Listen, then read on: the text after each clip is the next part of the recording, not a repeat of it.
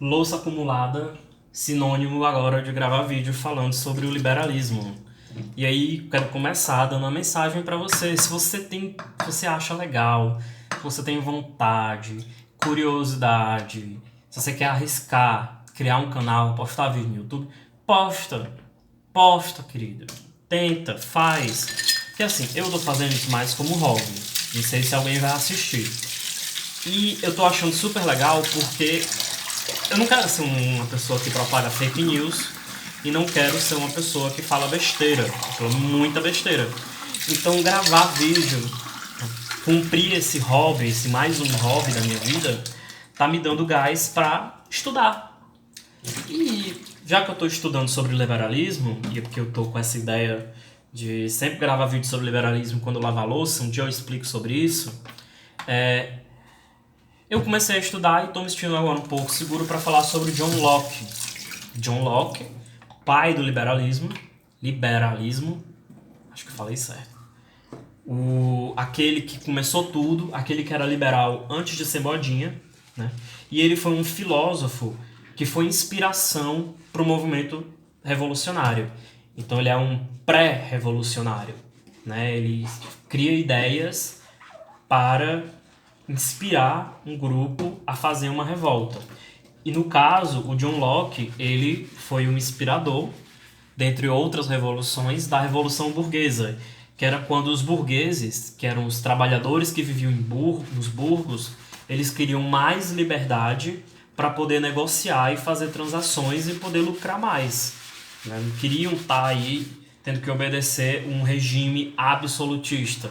Com absolutista, leia-se reis e rainhas, duques, a nobreza. Eles não queriam ficar perdendo para a nobreza. Né? Essa galera, os burgueses, a galera que vivia em burgo, que trabalhava, estava cansado de sustentar os nobres que não trabalhavam. Acho que é bacana falar isso porque eu vejo liberal que defende monarquia. Eles existem, é estranho. Mas enfim. E aí a ideia do John Locke. O John Locke, ele acredita que existem direitos, que são os direitos naturais do ser humano. Por isso que é chamado de juiz naturalista. E esses direitos são a vida, a liberdade e a propriedade. Com propriedade, ele quer dizer a propriedade privada. Porque Locke acha que não há recurso suficiente para todo mundo. Então vai ter uma disputa, então vai ter gente que vai ter e gente que não vai ter. Cabe também dizer que a propriedade privada é aquela propriedade que é sua mesmo quando você não está usando. É diferente, por exemplo, da propriedade comum que haviam em tribos africanas ou nas tribos indígenas do Brasil. Por isso, inclusive, que o Locke ele não considerava que os africanos eles eram desenvolvidos o bastante para terem a sua liberdade preservada, que é estranho. Mas, enfim, o Locke defende esses três princípios, né? A vida, a liberdade e a propriedade. O direito à propriedade não significa que todo mundo tem que ter alguma coisa, porque para eles não é possível. À medida que aumenta a quantidade de pessoas, ou seja, aumenta a população, os recursos vão ficando mais escassos e a riqueza também não. Então, aquele que trabalha ganha uma propriedade, então ele tem que ter direito até essa propriedade, e aquele que chega depois, ou que não trabalhou tanto, ele não tem tanto direito. Então, isso é o que Locke pensa. Nisso tem dois pontos bem importantes. Primeiro, né, quando Locke fala de direito à propriedade, ele está num período em que existia um poder absoluto, reis, rainhas, imperadores, e que eles tinham poder, inclusive, para tomar a propriedade das pessoas. Para dar um exemplo, quando a família real de Portugal veio para o Brasil, o rei tomou casas das pessoas que já moravam aqui para serem agora posses da realeza, para que o rei, a família do rei, os amigos do rei pudessem morar. E as pessoas que já viviam aqui, que já tinham casas, foram pro olho da rua.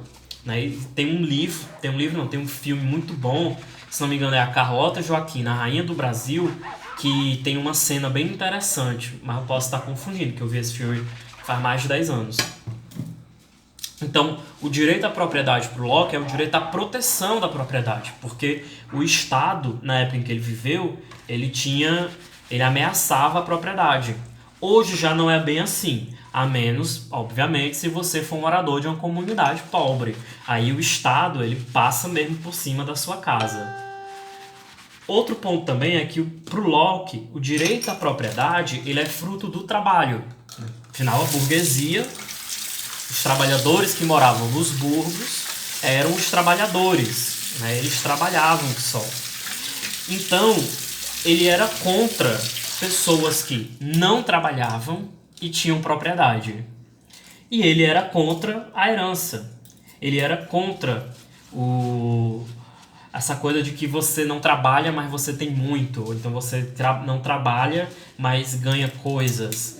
E que isso é algo que os liberais eles meio que não gostam muito, né? Eles esquecem esse detalhe da teoria do Locke, porque se propriedade tivesse que ser fruto de trabalho, então, por exemplo, Paulo Cogos não deveria ser rico.